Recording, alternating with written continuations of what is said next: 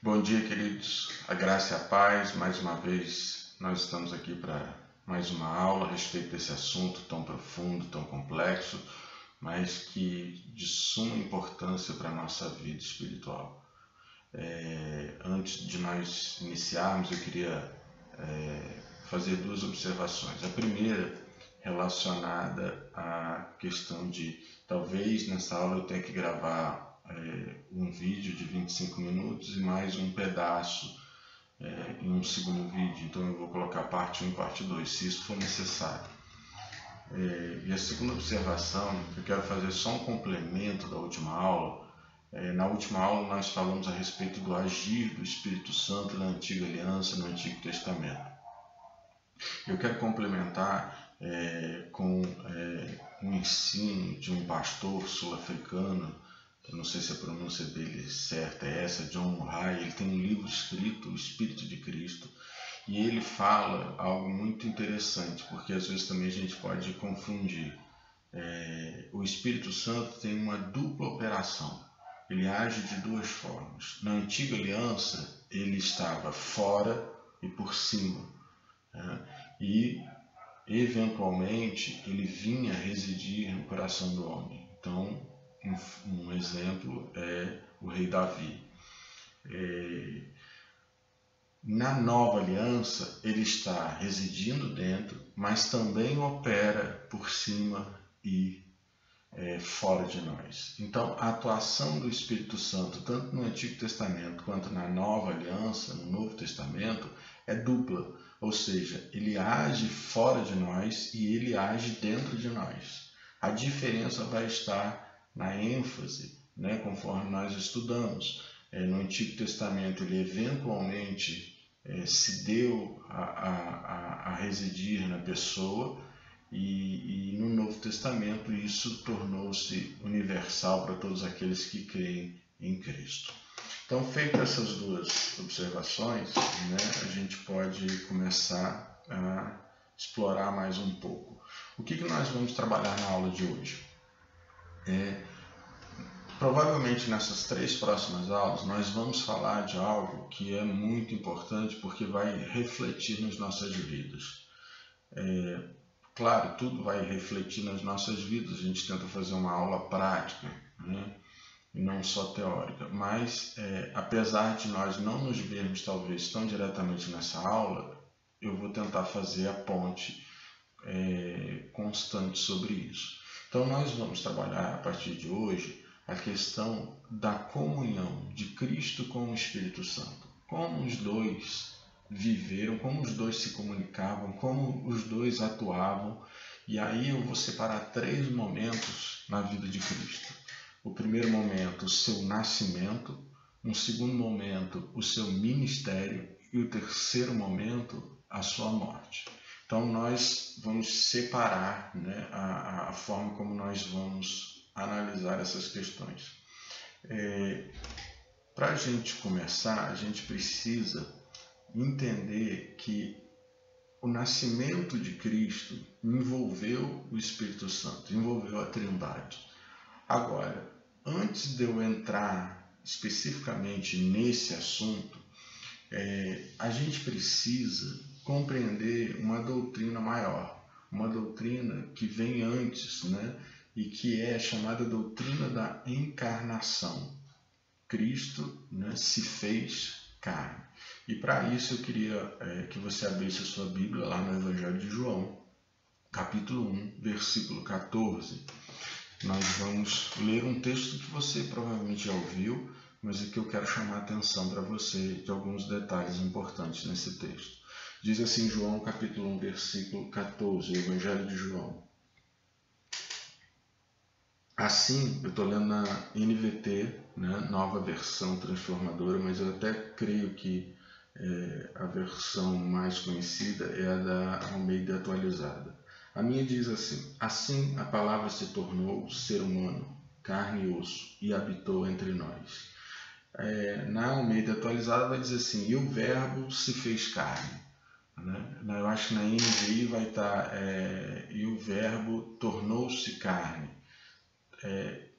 A ideia é a mesma, mas nós precisamos nos atentar a alguns detalhes.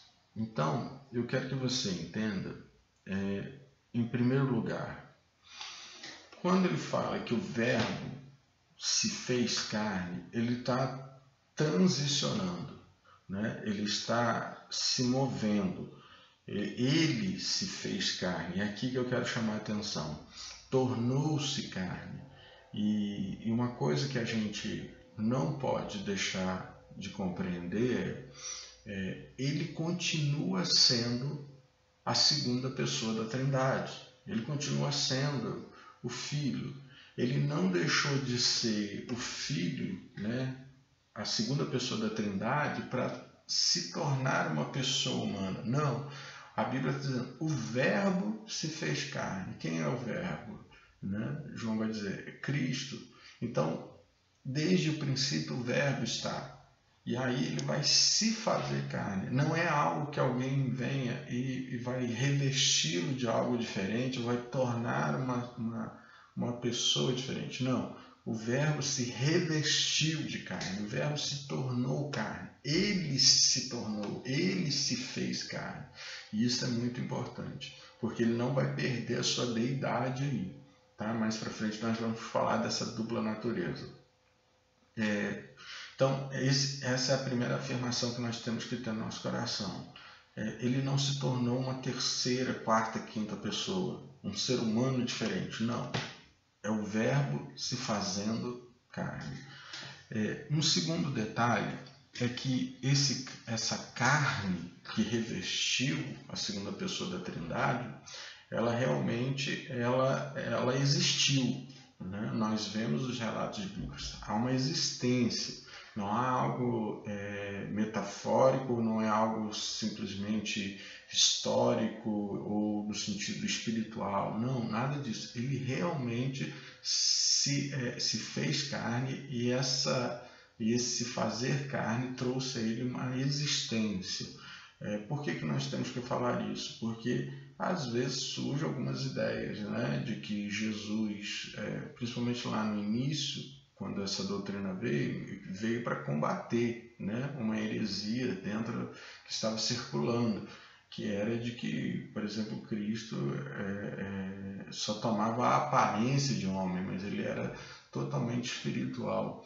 Então, isso não vale para nós. Né? Nós cremos num Cristo que se encarnou, né? que se fez carne, se tornou carne e veio para este mundo e conduziu a sua vida aqui numa figura de existência humana. Terceira coisa que a gente precisa entender dessa teoria da encarnação. Encarnação vai ser diferente de teofania. Né? A encarnação ela vai ser definitiva. O Verbo se fez carne, transitou nessa terra, existiu, ele andou por aqui, né, e cumpriu o seu ministério.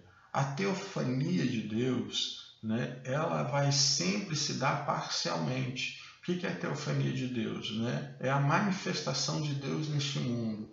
Então, por exemplo, nós temos lá a história da sarça ardente, né? A sarça que aparece para Moisés, um arbusto. Então, Deus se manifestou, teofania. Às vezes pode se dar por raios, trovões, né? Toda a sonoridade de Deus nessa terra a gente chama de teofania. Mas repare que a teofania é sempre parcial, ela é sempre parcial no sentido temporal. Ela vem, acontece e vai. A encarnação não, ela é definitiva. Então essa é uma diferença. Agora, a gente precisa entender que essa doutrina, por que eu estou falando dessa doutrina de encarnação? Ela está incluída dentro de um plano de salvação maior. Né? Ela faz parte de um plano de salvação a qual já está no coração de Deus. E aí, diante disso tudo, né, diante dessa doutrina da encarnação, onde o Verbo se fez carne, onde há uma existência, onde não é temporal, mas foi de certa forma definitiva, e temporal aqui no sentido de vai e volta, né? Como é que ela se materializou?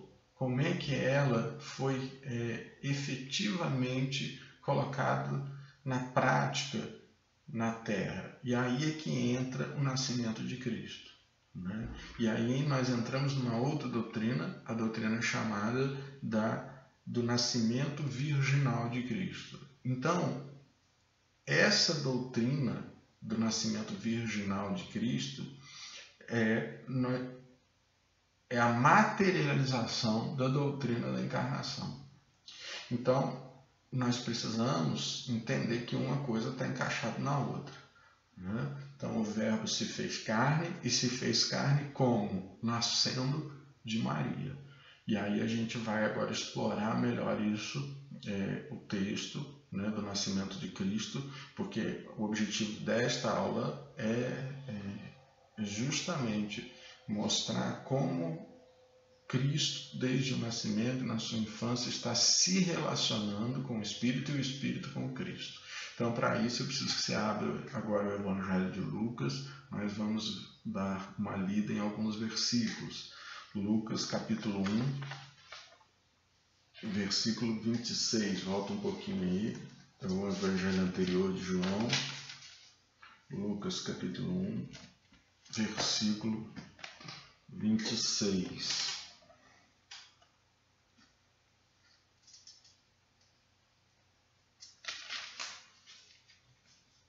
Versículo 26 até, vamos dar uma lida até o 38 aproximadamente. Diz assim: o anúncio do nascimento de Jesus. No 6º mês da gestação de Isabel, que é a mãe de João Batista, Deus enviou o anjo Gabriel a Nazaré, uma cidade da Galileia, a uma virgem de nome Maria. Ela estava prometida em casamento a um homem chamado José, descendente do rei Davi. Gabriel apareceu a ela e lhe disse: alegre-se, mulher favorecida, o Senhor está com você.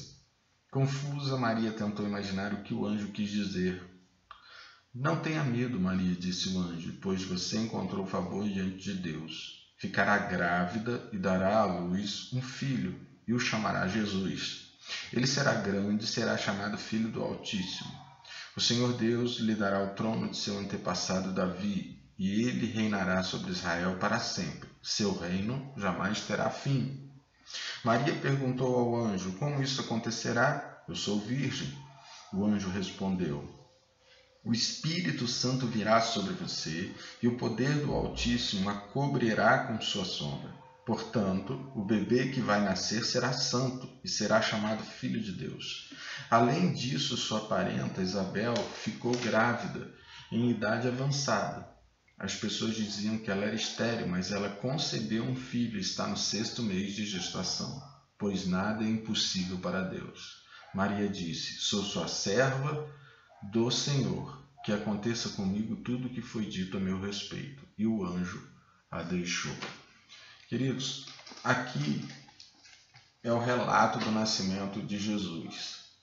Ele vai aparecer também no Evangelho de Mateus, não tão completo, não tão cheio de detalhes, né, paralelos.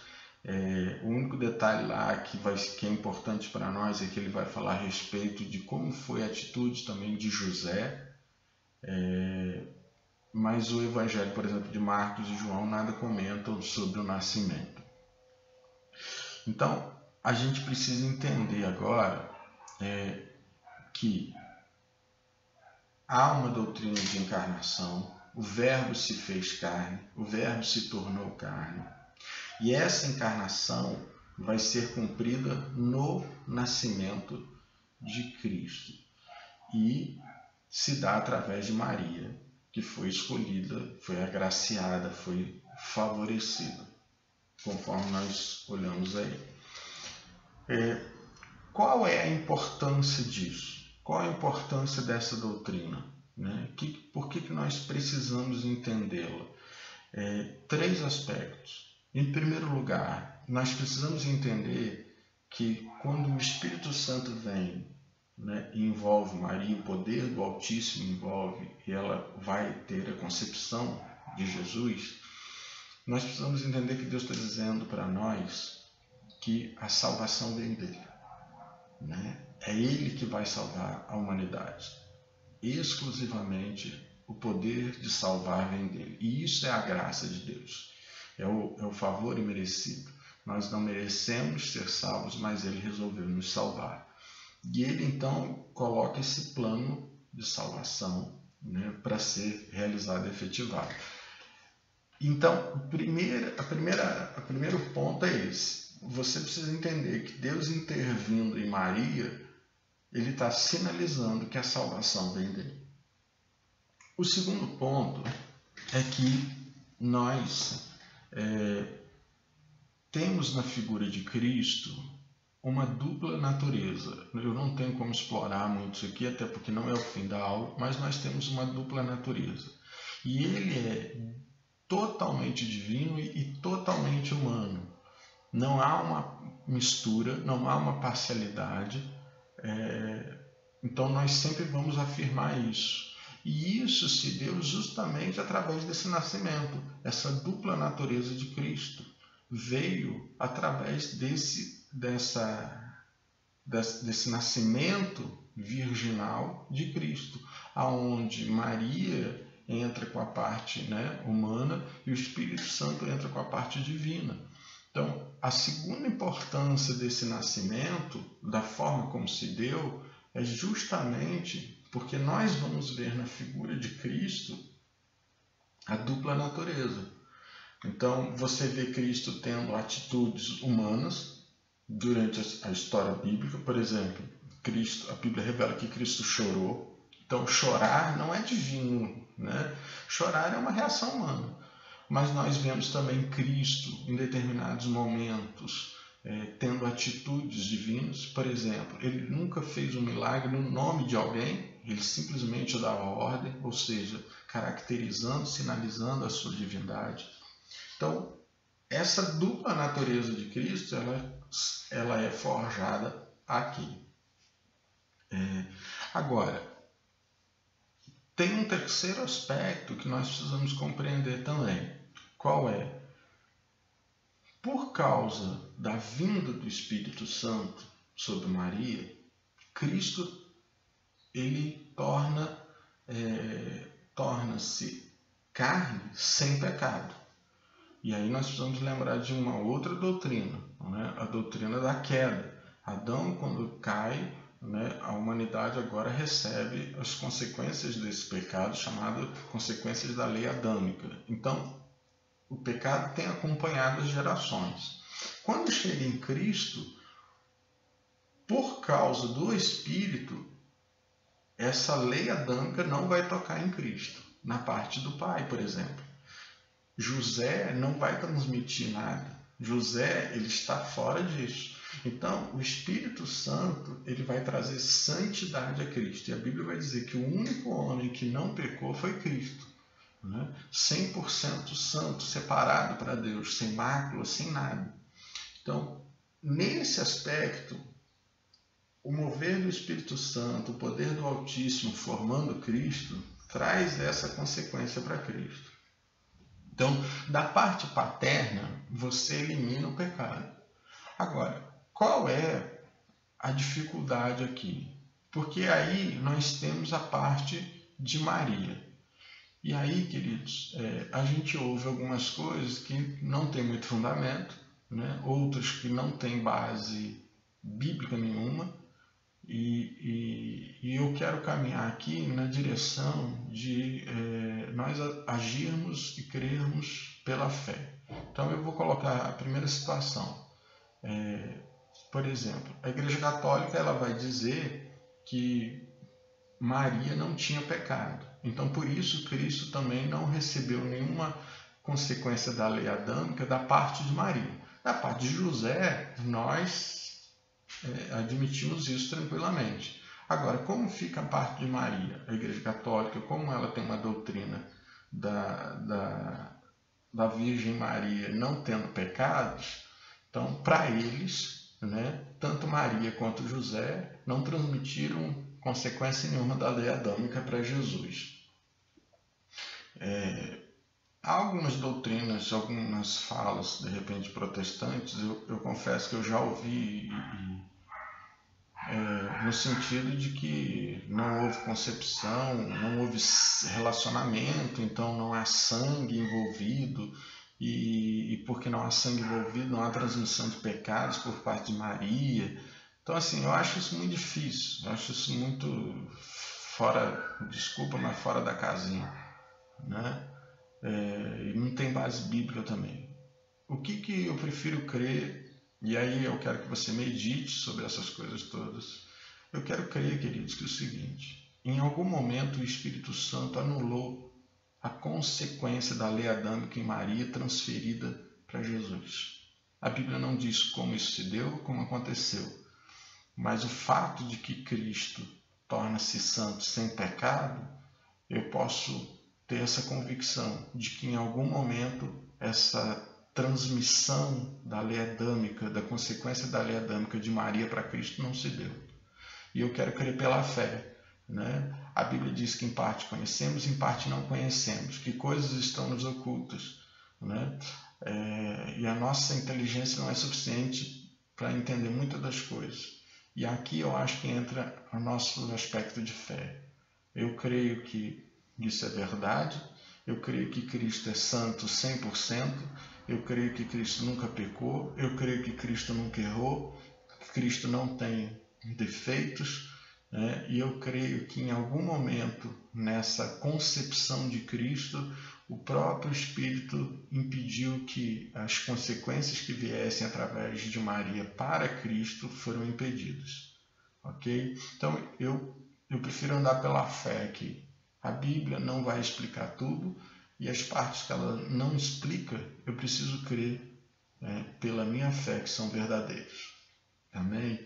Então, essas são importantes entendimentos que a gente precisa ter nesse sentido da concepção de Cristo. Veja que o Espírito Santo está com Cristo na sua concepção, no seu nascer, né? E também vai estar mais à frente na sua infância. Então, o segundo ponto que nós precisamos entender aqui é que a Bíblia fala pouco também da infância de Cristo. Ela vai fazer uma referência lá em Lucas, vai um pouquinho para frente aí, Lucas capítulo 2, nós vamos ler versículo 39, a respeito do Cristo e do Espírito e Cristo, né? Como os dois estavam sempre juntos. Então nós vimos que ele estava no nascimento, e nós vamos ver agora que ele também vai estar durante a infância de Cristo. Versículo 39, capítulo 2 de Lucas. Diz assim: após cumprirem todas as exigências da lei do Senhor, os pais de Jesus voltaram para casa em Nazaré, na Galiléia. Ali o menino foi crescendo, saudável e forte. Era cheio de sabedoria, e o favor de Deus estava sobre ele. Todos os anos os pais de Jesus iam a Jerusalém para a festa da Páscoa. Quando Jesus completou 12 anos, foram à festa, como de costume. Terminada a celebração, partiram de volta para Nazaré, mas Jesus ficou para trás, em Jerusalém, sem que seus pais notassem sua falta. Pensaram que ele estivesse entre os demais viajantes, mas depois de caminharem um dia inteiro, começaram a procurá-lo entre os parentes e amigos. Como não o encontraram, voltaram a Jerusalém para procurá-lo. Por fim, depois de 3 dias, acharam Jesus no templo, sentado entre os mestres da lei, ouvindo-os e fazendo perguntas. Todos que ouviam se admiravam de seu entendimento e de suas respostas. Quando o viram, seus pais ficaram perplexos. Sua mãe lhe disse: filho, por que você fez isso conosco? Seu pai e eu estávamos aflitos, procurando você por toda parte. Mas por que me procuravam? Perguntou ele. Não sabiam que eu devia estar na casa de meu pai? Não entenderam, porém, o que ele quis dizer. Então voltou com os pais para Nazaré e lhes era obediente. sua mãe guardava todas essas coisas no coração. Jesus crescia em sabedoria, em estatura e no favor de Deus e das pessoas. Eu quero repetir esse último verso. Jesus crescia em sabedoria, em estatura e no favor de Deus e das pessoas. Queridos, Jesus está o tempo todo com o Espírito Santo. Jesus está o tempo todo crescendo em estatura e graça. E o Espírito Santo está com ele. O Espírito Santo está auxiliando ele nesse crescimento. O Espírito Santo está fazendo com que ele tenha mais sabedoria divina. Então, nós precisamos entender isso.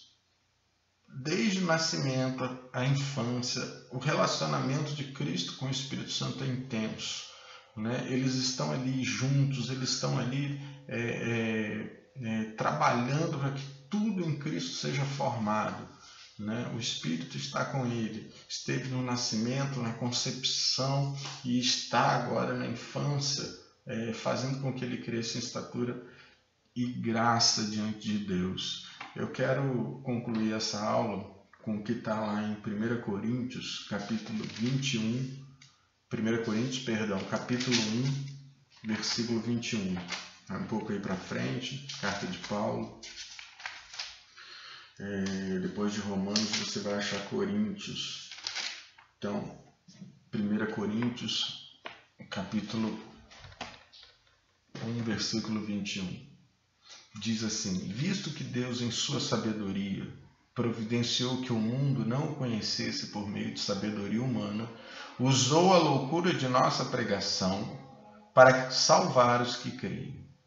Pois os judeus pedem sinais e os gentios buscam sabedoria. Assim, quando pregamos que o Cristo foi crucificado, os judeus se ofendem e os gentios dizem que é tolice. Queridos, tudo em Cristo foi extraordinário. Nós às vezes olhamos para a morte e ressurreição, ficamos extraordinariamente tocados no nosso coração. Mas o nascimento de Cristo foi extraordinário também. Nós lemos aqui a passagem. E por que eu estou lendo 1 Coríntios? Eu quero que você entenda o seguinte. Existe uma sabedoria humana que não vai explicar as coisas. Existe uma filosofia humana que não vai explicar as coisas. E aqui entra o meu ato de fé. Aqui entra a minha fé. Eu preciso crer que o que a Bíblia, e eu creio que a Bíblia traz, o que a Bíblia está afirmando, é verdade. Então, a minha inteligência deve ser submetida à fé. A fé em quê? A fé em Deus, a fé em Cristo, a fé no Espírito e nas coisas que estão aqui dentro desse texto, dentro desse livro. Então, eu não posso de forma alguma colocar a minha inteligência acima da minha fé. E isso é um ato de humildade. Tiago vai falar isso. Tiago, se você ler o capítulo 3, se eu não estiver enganado de Tiago, Tiago vai dizer isso. A sabedoria divina traz humildade, enquanto que a sabedoria humana traz orgulho. Então, eu quero que você entenda. Eu não posso crer em partes da Bíblia. Eu não posso falar que eu creio na Bíblia como minha regra de fé e não aceitar a doutrina da encarnação. Eu não posso deixar de crer na doutrina do nascimento virginal de Cristo, porque isso tudo está dentro de um livro que eu creio que é regra de fé para a nossa vida. Então, as pessoas que têm dificuldade, Martin Lloyd Jones vai dizer uma coisa interessante: as pessoas que têm dificuldade com essa doutrina da encarnação e com a doutrina do nascimento virginal, vai ter uma série de dificuldades também com outros temas. Tem dificuldade com que a Bíblia é regra de fé e autoridade, tem dificuldade com milagres, tem uma série de dificuldades, Mas a gente precisa, na verdade, ter isso em mente no nosso coração, ok? E um detalhe muito interessante, a sabedoria que nós temos que ter é a sabedoria divina, a sabedoria do alto, não a sabedoria humana deve prevalecer no nosso coração. E as pessoas às vezes confundem muito isso. Então a gente não pode deixar de crer nisso. Em nome de Jesus. Amém. Deus abençoe, que você possa estar aí aprendendo mais um pouco da palavra de Deus. Qualquer dúvida, você pode perguntar. Eu coloquei as aulas, estou colocando as aulas lá no site, lá no YouTube da Igreja Metodista Primavera do Leste. Você procura a gente e se cadastre, se inscreva lá e você vai ter todas as aulas lá. Deus abençoe.